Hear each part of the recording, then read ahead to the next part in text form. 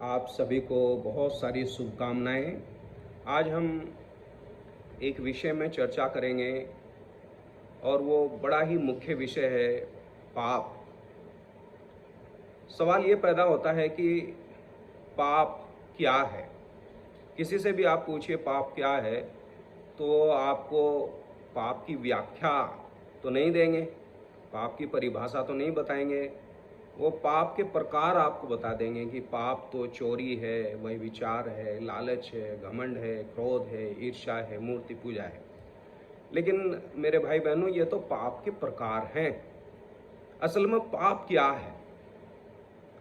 और परमेश्वर के वचन में लिखा है कि पाप तो परमेश्वर की व्यवस्था का विरोध है, या मेरे शब्दों में कहे परमेश्वर के कानून का उल्लंघन है। हर एक देश का एक कानून है और अगर आप कानून का उल्लंघन करते हैं तो आप दोषी बन जाते हैं। ऐसे ही उस मालिक का भी एक कानून है और अगर आप उस कानून को तोड़ते हैं तो आप दोषी बन जाते हैं, पापी बन जाते हैं। अब आप कहेंगे कि तो हम तो उसके कानून को नहीं जानते, हमने कभी उसकी व्यवस्था या कानून को नहीं पढ़ा। तो मैं आपको बताना चाहता हूं कि परमेश्वर जो बड़ा दयालु है, उसने वो कानून ना केवल किताबों में बल्कि सर्वप्रथम मनुष्य के विवेक में लिखा है, आपके मन में, आपके दिल में।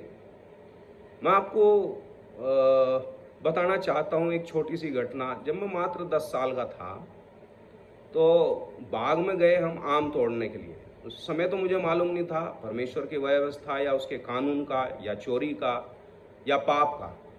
लेकिन जैसे ही आम तोड़ा तो मन बड़ा विचलित हो गया, दिल धड़कने लगा, अंदर से आवाज आने लगी, ये गलत है। मेरे भाई बहनों, यही है पाप। पाप आपके मन में लिखा है। पाप क्या है किसी को बताने की जरूरत नहीं है, लेकिन परमेश्वर के वचन में ऐसा लिखा है, पहला यूहन्ना 3 अध्याय और उसके 4 वचन में, जो कोई पाप करता है वो तो परमेश्वर की व्यवस्था का विरोध या उल्लंघन करता है। अब दूसरा सवाल ये खड़ा होता है कि पापी कौन है?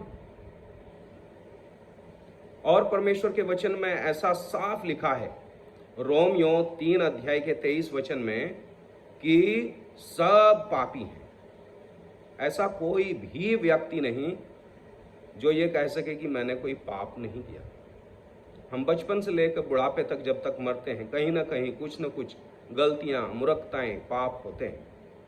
तो परमेश्वर के वचन में साफ लिखा है कि कोई भी धर्मी नहीं है, एक भी नहीं। हम सब पापी हैं, हम सब ने पाप किया और परमेश्वर की महिमा से रहित हैं। ये रोमियो 3 अध्याय के 23 वचन में लिखा है। अब सवाल ये होता है कि जो पाप है उसका परिणाम क्या है? हर एक चीज का एक कुछ न कुछ उसका रिजल्ट निकलता है, उसका परिणाम होता है। तो पाप का परिणाम क्या है? और परमेश्वर के वचन में साफ लिखा है कि पाप की मजदूरी, पाप का परिणाम मृत्यु है। पाप का परिणाम जो है वो मौत है। अब ये मौत का मतलब भी मैं अगली वीडियो में बताऊंगा, मौत असल में क्या है। लेकिन यहाँ स्पष्ट बता देना चाहता हूँ कि जो पाप करेगा वो मरेगा। ऐसा परमेश्वर के कानून में, उसके वचन में साफ लिखा हुआ है। अब ये जो हम पाप करते हैं, इस पाप के बारे में एक सवाल खड़ा होता है कि पाप क्षमा कौन करेगा? और मैं छोटा सा उदाहरण देना चाहूंगा। आप कल्पना करो, अगर मैंने राजू से कर्जा लिया है और मैं उस कर्जे की माफी के लिए किसी दूसरे आदमी को कहूं, भाई साहब मेरा कर्जा माफ कर दो, आप बताइए क्या वो कर्जा माफ होगा? नहीं। आपने जिससे कर्जा लिया है, कर्जे की माफी वही कर सकता है। अगर आपने मेरी कार का शीशा तोड़ा है तो आप दूसरे आदमी को नहीं कह सकते भाई साहब मुझे माफ कर दो। आपने मेरा नुकसान किया है, मुझसे माफी। बिल्कुल ठीक, आपने परमेश्वर का, उस मालिक का कानून तोड़ा है, तो आप सृष्टि की अन्य चीजों से माफी नहीं मांग सकते। कुछ लोग जानवरों से माफी मांगते हैं या सृष्टि की हुई वस्तुओं से माफी मांगते हैं। माफी तो सिर्फ वो ही करेगा जिसका कानून आपने तोड़ा है, जिसकी आज्ञा का उल्लंघन आपने किया है। और एक खुशी की बात मैं आपको बताना चाहता हूं, सिर्फ माफी के लिए एक छोटी सी प्रार्थना, एक छोटी सी प्रार्थना, सिर्फ एक ऐसी प्रार्थना पाप की माफी की है जो परमेश्वर तुरंत सुनता है। ध्यान से सुनिएगा, मात्र एक ऐसी प्रार्थना क्षमा की प्रार्थना है, क्षमा की याचना है उस मालिक से जिससे आप कहते हैं हे मालिक मुझे माफ कर दे, वो तुरंत सुनता है। सिर्फ यही एक ऐसी प्रार्थना है जो इंस्टेंट सुनी जाती है और उसका तुरंत उत्तर भी आता है, तुरंत उत्तर आता है। अब आपके अंदर कहीं एक सवाल खड़े हो रहे होंगे कि जब वो इतना दयालु है, वो मालिक, वो इतना दयावान है, क्षमावान है, प्रेमी है, तो पाप करने से इंसान को रोकता क्यों नहीं? ऐसे सवाल आपके मन में आ रहे होंगे। और परमेश्वर के वचन में ये साफ लिखा है कि परमेश्वर ने इंसान को भला और बुरा चुनने की आजाद इच्छा दी है, स्वतंत्र इच्छा है, उसे एक विल पावर दी है, वो जो भी चुनाव करना चाहे चुन सकता है। परमेश्वर ने उसे अपने हाथों की कठपुतली नहीं बनाया कि वो जबरदस्ती पाप नहीं करे, तो परमेश्वर ने उसे आजाद इच्छा दी है। अब मैं इसे समझाने की कोशिश करूंगा। आपने बिजली के खंभे के ऊपर एक बोर्ड लगा हुआ देखा होगा, खतरा, एक खोपड़ी उतरी हुई, 2 हड्डियां लगी हुई।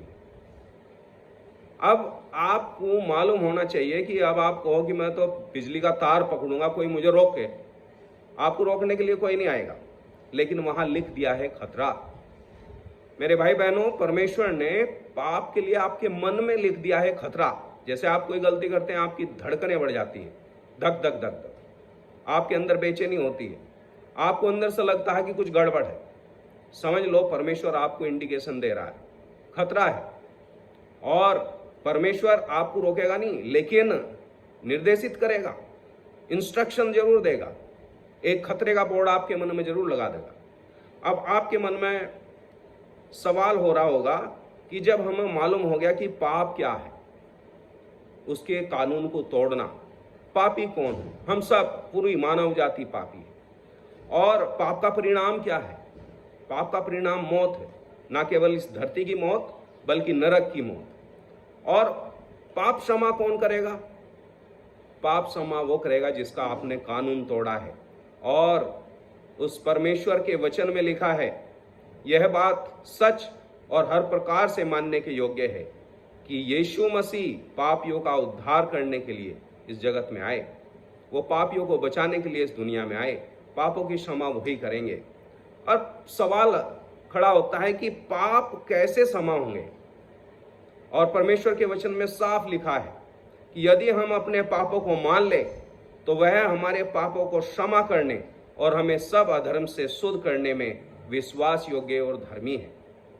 मेरे भाई बहनों, सिर्फ अपने मुंह से अंगीकार करना है, अपने पापों को मान लेना, आपको उस मालिक के ऊपर विश्वास करना है और वो सच्चा है, उसने प्रतिज्ञा की है। अगर आप माफी मांगोगे वो माफी देगा।